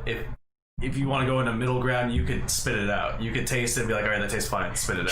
True. Yeah, because tasting something is not consuming it. You're just seeing if it tastes fine on your tongue. Which is kind of if you're weird, a vegan for a long period of time, you're definitely not wanting to put meat in your mouth. So that would be interesting. The vegan that tastes meat. We were talking about. We were just talking about this the other day. Oh man. Yeah, that was a funny topic. We were like, what if there was like a vegan that was like, hey man, you gonna eat that? And he just like chews the meat and then spits it out afterwards. For the taste, yeah. Like, is that vegan? Is that vegan? Yeah, no. Well, it depends on if you're talking about from a nutrition standpoint. Well, how much are you actually ingesting? Right. You are ingesting a little bit, but I think it is vegan from a like moral standpoint. Actually, you're talking about ethically, it is still ethical because you're not buying the meat. You're not buying it. You're not contributing to anything. No, you might be in a weird way advocating it by some might say you're advocating it by not. I mean, unless you counter that by saying, yo, I'm gonna taste this just so you know, but I'm totally against this shit, you should go vegan. Then Roland said that's not vegan. That's such a weird theoretical. There's no way I can do that because I can't like chew food without swallowing it. Like, because if it tastes good, I'm gonna want to swallow it. I think that's kind of like naturally what you want to do. So yeah. It's a funny topic. It's a funny topic. It is funny, man. So yeah, interesting stuff. I like that you said you don't eat prime rib because you've made it 1,000 times. That's exactly what I was trying to say to you, man. Like you know what it takes and the seasonings it takes to make the animal products taste the way they do. So yeah, honestly, I think even if you're not a vegan and you're a chef, I don't think you should eat all the food that you make, because usually if you're working in a restaurant, the food isn't that healthy. And if you're eating that on a regular basis, that's why a lot of chefs are overweight and shit. Yeah. So they're eating that unhealthy food that they're, like you were saying, it's salty and sweet, and it's made to have people addicted. And so absolutely, if you're in that line of work, that's like, it's not made for health. It's like being a bartender and drinking every time that you work. Good point. Like, it's a bad idea. Yeah, it's not meant to get you healthy. They're not concerned about your health. Nobody's going to care about your health more than you do yourself. So you got to really just think of it in that perspective, really. Little topic I have here that we can get on. Just a transition. Dealing with irritability. How do you do it? So one of the main things is thinking to myself it's temporary. it's just something temporary, and even if it's not temporary, just thinking to myself that it could be worse. Such a cliche saying, right? Yeah. But it is true for me. That helps a lot, because it is most times temporary, and then almost every time, obviously, it could be worse, right? There's someone else. I really just think of the worst situation, and I'm thankful that I'm not in that situation. Is more specifically, instead of just saying a blanket statement like, "Oh, it could be worse." Yeah. I try to envision the worst and put myself there. Yeah. I was only asking because I've been like irritable for the last like 2 days, maybe 3. I think just 2, and I can't fucking figure out why. It's probably all my karma, you know. So I think that would help you a lot. Like, try to envision yourself in a much more difficult situation. See, the problem is I'm not in a difficult situation. I'm irritable for no reason. I can't figure out why I'm irritated. It's just I just feel that way. Yeah, that still applies. Yeah. Even more so. Yeah. Because then it just becomes silly. Like, why am I irritable for no reason? I don't know. Maybe I I'll could be try in it. a much worse situation. I could actually have real problems that really would fucking irritate me. So you should be thankful and grateful. In my opinion, it really more so you should be kind of trying to project yourself, because those situations are going to happen. You're going to be in a worse situation. So getting yourself mentally prepared for that shit, kind of like how like David Goggins talks about, running, doing things you don't want to do more often. That's part of that, building your mentality and training for the worst times of life that are going to happen. It's going to happen. Yeah. Vitamin D. What about vitamin D? It just says vitamin D.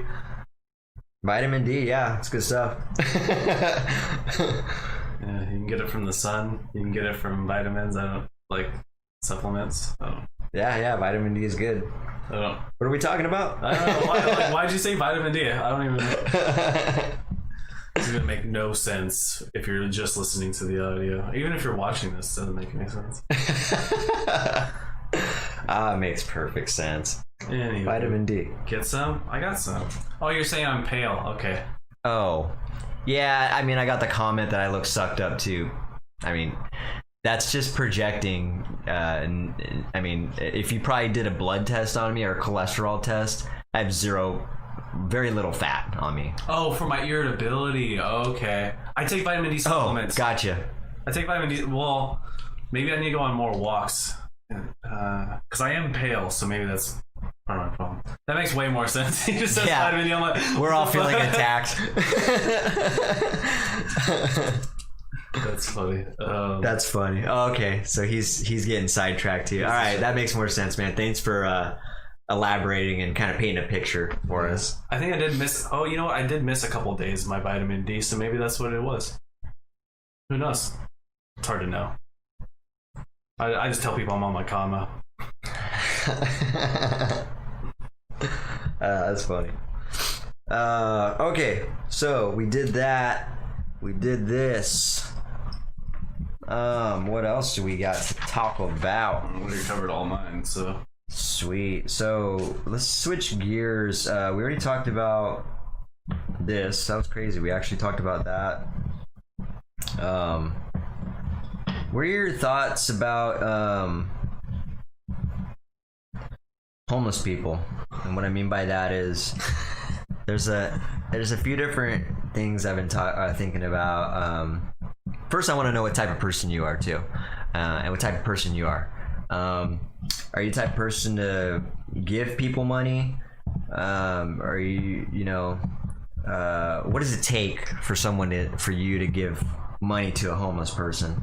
I'm kind of selfish. I give homeless people money when I'm in a good mood. Okay. It doesn't depend on their need. It depends on how I'm feeling. Okay. If I'm feeling really good that day and I see a homeless person, they're like, "Hey man, can I have some money?" I'm like, "Here's $5, man. Have a good one." You know what I mean? It doesn't really, if I'm having a bad day, I'm just like, "Oh, leave me the fuck alone." That's just me. I don't know, man. Okay, so that explains how your criteria of giving money and what it takes, and what your thought process on that. It doesn't even matter how much money I have, honestly. So yeah, it's really just how I'm feeling at the time. Right on. What about people who can work homeless people that can work, able to work, versus mentally unstable people. I don't care if people are homeless and can work if they're not panhandling. Okay. If you're choosing to be There's homeless, probably more things that you have in that list too as well. Like I imagine if they're just staining the earth with litter and stuff like that, does that ever bother you or anything like that? Or because there's more to it. Just being homeless, they're definitely having some kind of footprint in some form or another. Loitering, does that bother you? loitering, not so much. I mean, it's annoying, but it's not harmful if they're not doing anything. You know what I mean? Yeah. If they're just like in the way, being annoying. Like that's just an irritability. But like, I'm just an irritable person sometimes, and like whatever, I'll get over it. You know? So yeah.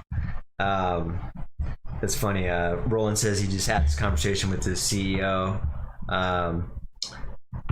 He says he always gives someone money and his brother never does. And so you say that you don't because most just want to buy cigarettes. Okay. I mean, I don't care if they buy cigarettes with the money to give them. I mean, it's their fucking choice. Yeah. I'm just being kind because I want to be kind. You know what I mean? So yeah. You know what's funny is the last person I just gave money to. So I usually don't give money to homeless people. You got to really put forth some kind of effort to get money out of me. And then when you do, you usually get like a 10 or a 20 out of me too. It's yeah, weird. I usually don't just give them like a couple bucks. Yeah, if you're gonna do something, do I'll something. also feed the homeless. You know what I mean? I've had homeless people come up to me and they're like, "Hey, I'm not asking for money, but I'm just like, could you help me out with some food?" Or they'll ask me for money for food, and I'm like, "I can go get you some food." You know what I mean? It's like they're like, "Oh, sure." I'm like, "Well, what do you want?" And then I'll like go into the store and buy them like a bunch of shit, and then give it to them. They're like, "Oh my god, thank you." You know what I mean? Yeah, that's I'll solid. buy them like $15 worth of food or whatever. Like, here you go, man. Have a good one. Solid, man. Because especially then, because if they're specifically like, "Hey, man, I'm not trying to buy drugs. I really want food." I'm like, "I got you, man." So That's pretty cool. I was at Fred Meyer and I came out the door and this guy was walking by me and he's like, "Hey man, can you help me out?" You know, and I was like, I don't know, man. I don't even know if I got any cash on me. And he was just like, yeah, you know, I wouldn't really be asking you if I didn't need it. And then he goes on to say, that's a weird response. yeah. Go on, though. He said, I wouldn't ask you if I didn't need it. And then he was like, I just need some cigarettes and a couple other things he said. And I was like, yeah, I don't think cigarettes is something that should be on your top priority. So I'm like giving him a fucking pep talk, right? As I'm giving him money too. I'm like, yeah, cigarettes shouldn't be on the top of the list, dude. And so I did hand him a 20, and I was like, you should cut down on the cigarettes, dude. So it's like I give him a pep talk. You're like lecturing him. Yeah, it cost him some lecturing to get that money, pretty much. You want this money? You gotta listen to my bullshit. Okay? He was probably thinking like, oh fuck this fucking guy. Yeah, actually, Roland, what you're saying. What about lending friends money? I don't anymore. Then he said, maybe if you two asked, yeah, but not in an acquaintance. And I was literally going to say kind of the same thing to Roland. I was like, I would lend you money, Roland. Or you... I didn't say that right. I would lend you money, Roland. Yeah. I thought I said it backwards. The thing is, I've been guilty of being bad at paying people back. And I think the problem is when you lend... I think maybe you have the same mindset as me. Is usually when I lend people money, even if they say they'll pay me back, I don't really expect it. Yeah, I actually take it a little bit further. But yeah. Just because if they're that much in need, it's going to be really hard for them to get that, you know what I mean? Absolutely. To actually get the money to pay you back. So usually when people ask me to lend the money, if it's not like a lot of money, if they're like, hey man, could you lend me like, $40 or whatever, like you can have $40. Yep. I'm the same way. Yes. First of all, there's two reasons. I don't want to set myself up for disappointment. Exactly. And I don't want to put that kind of pressure on them and taint our relationship. Because especially if it's someone that's a good friend or family member and you get into that relationship with them, you could easily just fucking squander that whole relationship because money makes people do funny things. Yeah. So my criteria is, yes, when someone needs money and it's someone who I think actually needs the money, I'll give them that money and say, I'm giving this to you. If you want to pay me back when you can, that's great. I'm not putting any pressure on you. You can pay me back when you can. Don't even worry about it. I'm not tripping on it. I'm not sweating on it. It kind of, I think that for me is a better approach, because it does leave the door open for them to actually return the favor. You know what I mean? And kind of own a little bit of that. Like, oh, okay, yeah, because the real pressure comes in with the time frame. Like, yeah, I need this back, at least 2 months from now or something like that. Like, I'll lend you money, but I need it back, and that's where the pressure comes in, and things get really weird. Yeah. And so, yeah, I like to just say, hey, I'm basically giving you this money, but if you want to pay me back, you can. There's no pressure though. So it's almost like, it's kind of like not giving it away, but it is. You know what I mean? Because obviously they know that you're doing them a huge fucking favor. Yeah. And so they have that opportunity to return that favor. Whether it's 2 years, 5 years from now, that doesn't matter. There's been one time where I used to have this drug dealer in Yakima.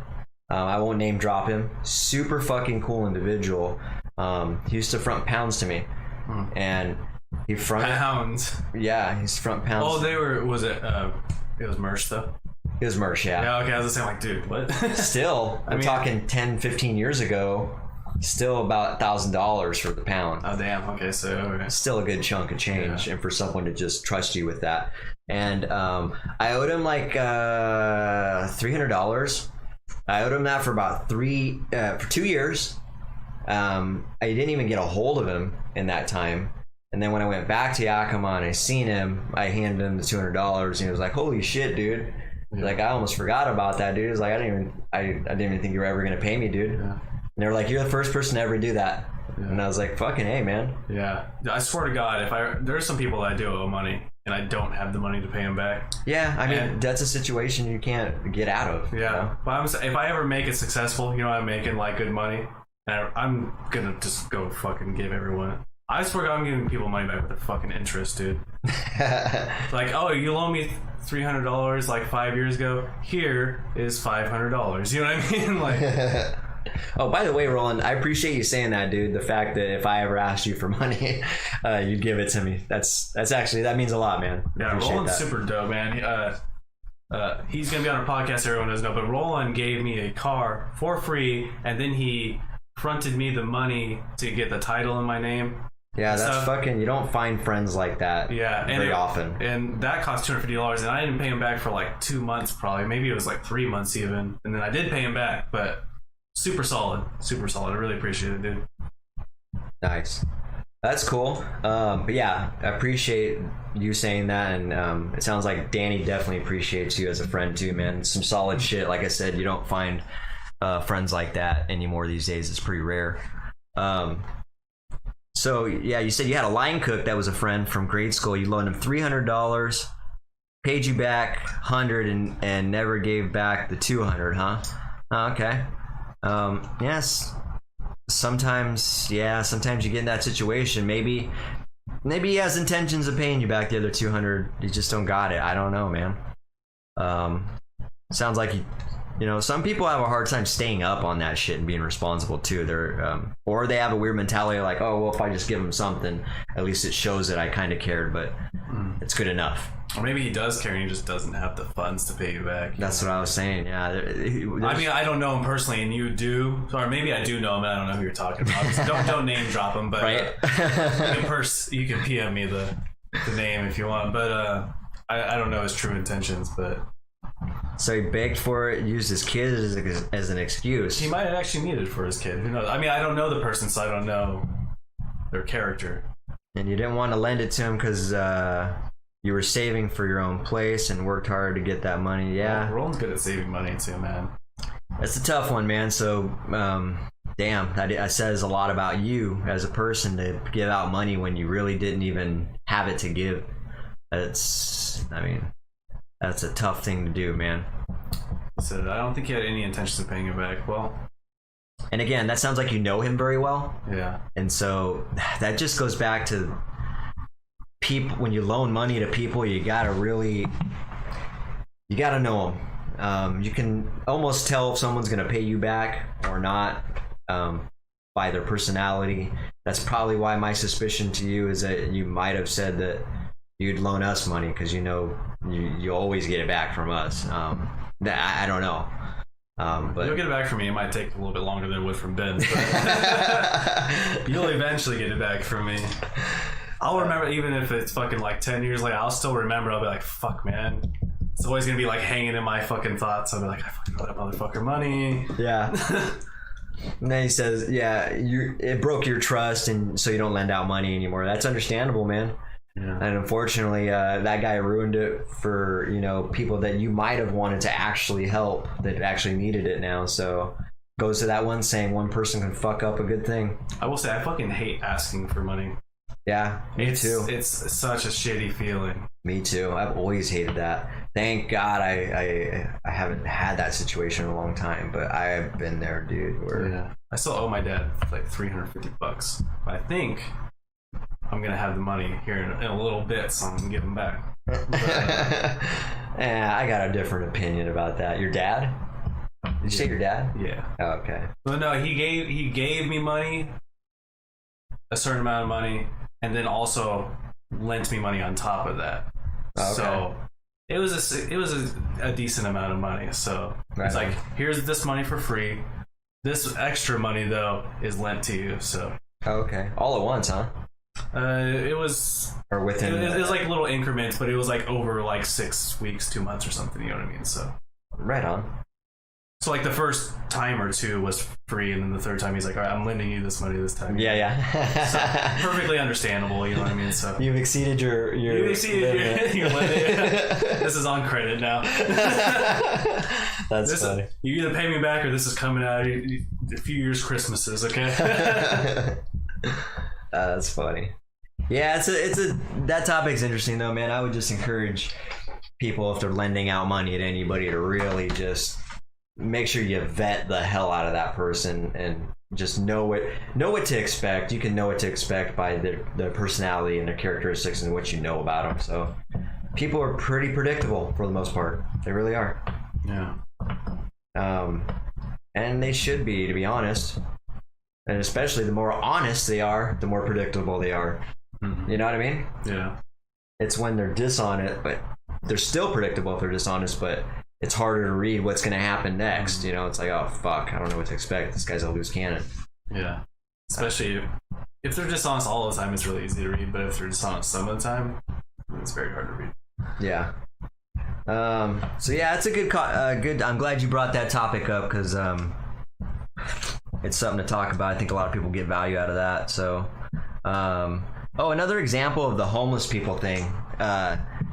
So check this out. One time, I was at Home Depot. God, it might have been last fall. We were at Home Depot, and me and my daughter, I was so busy that day. We packed a lunch, and I was over there at Hawks Prairie Home Depot, and we're on the go, on one appointment to the next, doing stuff. And I was like, all right, we're gonna have to stop and eat our lunch here. So I pulled out the lunch. We sat on my tailgate right there in the parking lot of Home Depot. I like to do that because I advertise a little bit. There's a little side thing going on there. When I do that, people come up to me and ask for cards and like, oh, patio cards on decks, huh? Oh, okay. And so there's a little bit of a marketing tactic for me when I park right up front in Home Depot. Mm-hmm. So I was doing this, but this time it turned me into a target. So I was sitting there eating my lunch. This car pulls up. Guy's driving. Female in the back. She's with the baby. He rolls the window down, lets her do all the talking, and she's like, sir, can you help me? We're stranded. We don't have any gas money to give it. Mind you, this is a nice car. They weren't even hiding it. It was a nice car. And so I was like, it seemed weird already. You know what I mean? Mm-hmm. And so usually if something seems weird or off, it is. And so that was the first indication that I should have known that I was getting hustled. She gave me a story, we just need gas to get back home, something. They ran out of gas, but they were driving in the parking lot too. So the baby was definitely a good tactic because that got my attention, the baby. So I was like, I'm gonna give you this. And again, it's funny, I have this thing of pep talking when I give money, I guess. But I was like, I'm gonna trust you and give you this and hope that you're actually doing good with this. Gave her the 20. They're like, thank you. Oh, here's another thing that was weird. They were offering me a ring. Like, we'll give you this ring or something, anything. And I didn't know if it was any value to it or not. It looked nice, but it could have been fake or whatever. So there was a lot of things. I mean, that's a little bit more legit. I mean, it seemed more legit, but let me expand on. There's a follow up with this story. Okay. So I gave him the 20. We continued eating our lunch. Literally a few weeks ago, I could have swore I seen that same vehicle in that Home Depot parking lot. Same dude driving, same car, and they even looked at me, or the dude did. It was hard to see if the chick was in the back or not, but I'm almost certain it was the same guy. And so my mind immediately is thinking, they've been fucking out here pulling the same stunt for fucking 6 months or 8 months or however long it's been. Jesus. Like, they've just been exhausting that area with that same fucking tactic. Yeah, you ever seen the people with the signs like, hey, need money for gas? Like, they hold the signs and you see them multiple days in a row and you're like, yeah, exactly. come on. Exactly. So, but that was an example of how, like, it requires a lot of effort to get money out of me as a homeless person. Yeah. I always, or someone in need. I don't know, this is kind of fucked up, but I always get sketched out over women asking for money. Yeah, what is that rather than a man, huh? Why is that? Because I feel like... Why do you think that is? You might not even know why, but... Because I feel like more often than not they are scamming. They're doing something like that. You know what I mean? And I think it's easier as a woman to play that card. You know what I mean? Okay. Because guys will be more sympathetic to a woman than they would be towards a man. Yeah. Especially if they're like, I have a kid. You know, that's another level. You know what I mean? Because you're more sympathetic towards women. You're more sympathetic towards kids. You got a woman with a kid. Hey, can I have some money? You're a lot more likely to give them money than a man just being like, hey, can I have $20? Yeah. I mean, I guess. Oh, it worked on me. Just exactly what you were talking about. Exactly. So I'm not, that's what I'm saying, really. The reason I did is because I would have felt it was a guilty thing. Exactly. Like, if they're actually telling the truth and I didn't help, that's fucked up of me because I have the $20. They're playing on your conscience. Yeah. Exactly. Fear-based, conscious-based. Yeah. Exactly. So Roland's saying there's scammers in Shelton that have their whole family there, huh? And there's a couple that has 3 or 4 kids that have a nice car and sit in the same spot weekly asking for money, and they go to Lacey and Olympia. Could be the same family, man. I don't know, dude, but this is it seems like a lot of effort. Just get a real fucking money making plan, dude. Like, get a exactly. Do you want to be on your deathbed being like, I scam people for money my whole life? Yeah, and scamming in itself is just such a fucking low life. The only time I've ever scammed people was in video games when I was a kid. Come on now. Right? The only time I scammed people was when I was just naive and dumb, and I was trying to fit in and thought that stealing was cool back when I was like 14 years old. I wouldn't even scam people in a video game now. Because I used to play this game called RuneScape for people that are too young to know what that fucking game is. It's still around, but it used to be a huge thing back in the early 2000s and mid 2000s. And there was a few scams I did where I would get a lot of money from people in the game. And I'd be like, whatever, it doesn't matter, it's fake money. But now I realize those people put a lot of time into getting that money, and that's the same thing as in real life, you know what I mean? Yeah. We had this discussion before. When you give someone money or whatever, you're literally just giving them your time because you have to spend time to make money, so it's just a representation of time you spent. Yep, exactly. So me scamming people in a video game is me taking time out of their life away from them. It's the same thing when you scam money from people. Good point. Roland was saying it's a money maker if it works.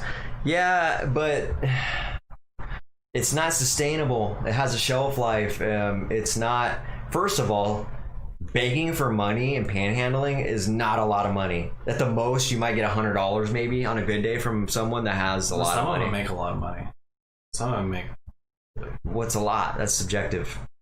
More than $100. So if they made $500 in a day, is that a lot of money to you? Yes. Not to me. if they make $500 a day for a whole year, that's $160K. They're not making. I can guarantee you, nobody's making $500. I know, but I'm saying if, we know that it can happen every so often. Absolutely. I guarantee there's people making Probably 200. Yeah, I agree. There's probably that happening. $200 a day is pretty good though. What is that? That's not every day. Still, I don't think they're doing it every day. If they could make $200 a day, I think they maybe could. If you're like in Seattle or something, maybe. And that would be like $70K a year. I'd be interested. There should be a documentary. They have them though. I just don't remember the numbers. Sometimes they're fucking crazy, dude. Who's gonna do this? Let's do a documentary where they're actually filming panhandlers that make a lot of money. Write that down. Let's review. Let's find one and review one if we can find one, dude. That sounds a homeless person. Panhandling documentary. Oh yeah. Let's review a homeless person. Just go down like the street. Sir, how long you been homeless? Then we review. We're like, I didn't like that guy. Fuck him. Oh my god, that's a good idea though. But yeah, there should be a documentary where they follow a true, legitimate panhandler who does this for a living every day in, day out to get a good gauge on. You know, and obviously they don't have to. I've seen one before, and it's interesting. They like go from location to location, so they don't stay in one place. That's what I was just gonna say. Obviously, they can't exhaust. Like if they went to Seattle and said, "Sir, can we film your life here in Seattle?" Now you've burnt their whole spot. So a lot of those people that are on the freeway entrances and stuff, I think they just go from, because I think it's really easy to switch locations because you just drive right. Yeah. To a freeway exit, get off, park in a parking lot, and then just go walk to the entrance. You know what I mean? Yeah. Then you exhaust that, then you drive somewhere else the next day or whatever and do the same fucking thing. I think those ones, the people at the freeway entrances are the ones that I trust the least. Yeah, that's a good point. I just seen one the other day. To me, it's like a lot of people have the worst spots to sit too. Yeah. It's like, bro, this is the busiest spot you could sit. We think people are just gonna throw it as they drive by. Oh my god, I fucking hate people that give panhandlers money and hold up. Oh god, yeah. Jesus. It's always the nice like old ladies too. Like, here you go, and they take forever, and they're like having a conversation like, fucking move, I'm late for work, bitch. Like, get the fuck out of the way. Do this on your own fucking time. Pull your vehicle off to the side. Yeah, go walk over there. Exactly. When you are like subjecting everybody to your fucking kind of, that's a very selfish thing. Maybe they just want to put themselves on a spotlight while they're doing that. Like maybe. I don't know, but whatever their motive is, it's annoying either way. It's self-absorbed. They're not paying attention to their surroundings. They think the world revolves around them and moves around them and with the motion of them. I mean, I appreciate them trying to do a nice act, but it's still obnoxious the way they're going about it. Yeah, be aware of your surroundings while you're doing nice things is all we're asking. So Roland was saying he was thinking about being toxic in games when he was a kid and how he didn't care what they got to say in games. I think it's worded weirdly, but I get what you're saying. What is he saying? He's just saying, I was thinking about being toxic in games when I was a kid and how I didn't care. Oh, like, I just didn't really care about what I said because it's in a game, you know what I mean? Got it, yeah. The negativity you're projecting. Yeah. Kids being kids. And it's that's annoying. Still super prevalent in games. Yeah, oh yeah. Call of Duty was one of the worst platforms for that too. Mm-hmm. So your friend from East Coast said that begging for money over there was weird to him because in Carolina the cops bust them immediately. Okay. That's one of the weird things that the West Coast is really known for the homeless problem because we don't do anything. We allow it. Yeah. Well, yeah, and then furthermore, we give them spots to do it, like downtown Olympia. We've designated that parking lot for them to have tents sitting. We need better funding for them. Try to help them in a more productive way. Yeah, what's going on is not. I mean, people are. I seen a post of one of my friends downtown Tacoma. This guy just took a shit in the middle of the road and kept walking. So he took a picture of the turd and everything too. I was like, Jesus Christ. So it's pretty bad. Like, where is this at? Tacoma. Oh, okay. Well, at least it wasn't Olympia. I mean, I'm sure that happened in Olympia at one point. Wouldn't surprise me. Yeah. Well, all right. We're kind of out of time. But yeah, it's interesting. Okay. Well, I'm gonna go on my rant. Okay. Ben side rant. Let's do Ben's side rant. Rants with Ben. Welcome. My rant is people that talk over other people when you're having a conversation. Super annoying, right? When you're talking to somebody, you know who I'm talking about, who does this. When you're having a conversation and they're just like competing, and you're talking over you, and what you're saying is not being heard, and it's like, are we having a fucking conversation right now? What is going on here? Those people need to be educated on how to conversate with people. Maybe there should be a class in school that teaches that, because I swear, I talk to a lot of different people every single day. I meet about 4 different people at least a day. Do I do that a lot? My bad. I don't think so. I would notice. You might have. Or us both, probably. You know, I think that maybe that's just our dynamic role. And I think we do talk over each other. Oh, I see what you're saying. Yeah. When you guys get together. Yeah, that's funny. I think that is true. Well, now you're aware of it. Now you guys can practice. When we are drunk, well, that doesn't count. When you're drunk, that doesn't count. Yeah. Everyone talks over each other when you're drinking. It's because someone talks for like 10 minutes because they're drunk, and you're like, all right, now let me talk about what I need to talk about, because you've been talking for 10 fucking minutes. Oh my god, you're so true. You're so right about that, man. It's very true. When the drinking gets involved, there's a lot of that. It's just a competition at that point. But yeah, it's so inefficient when you're trying to have a real conversation with somebody, and you're just, but it's really irritating to me. Like I said, I talked to about 4 different people at least new a day, and I'm dealing with this with 50-year-olds, 60-year-olds, people doing this. I'm like, you've been operating your whole life like this? Like, that's just fucking bewilders me. Like, how have you ever had conversations with people just talking over them constantly? Yeah, it's just an issue with people in society, and people just being self-absorbed. That's all it is. Yeah, that's really all it is. People just need to be more aware of other people. Yeah, people go into conversations literally just to say what they want to say, not to actually have a conversation with the person. They just want to say what they want to say. They just want to use you as a soundboard. Exactly. It's so self-absorbed, man.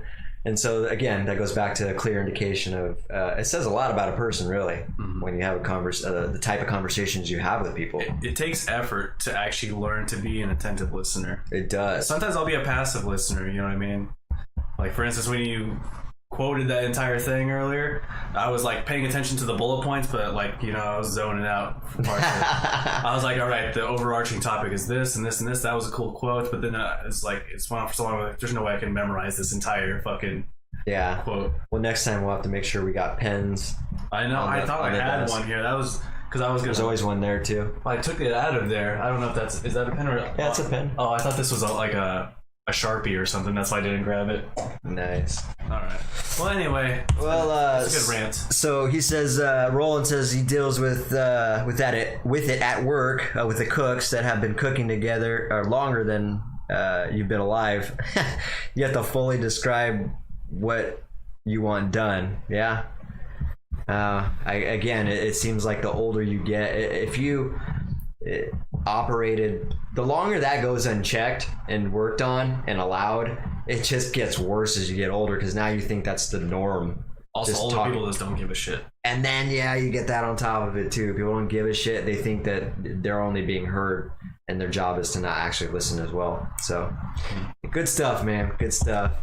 Wow. Super annoying. I think we could all relate on people talking over each other. So well, all right, we're running out of time, so make sure to follow us on our social media platforms. Yeah. Once again, we're on Spotify and Apple Podcasts, Twitter and Instagram, and Facebook, YouTube, and Twitch. Heck yeah, so follow us, subscribe. Pretty soon we're working on getting some merch whipped up. We'll have some replicas or some prototypes, some test run shirts to start putting out there.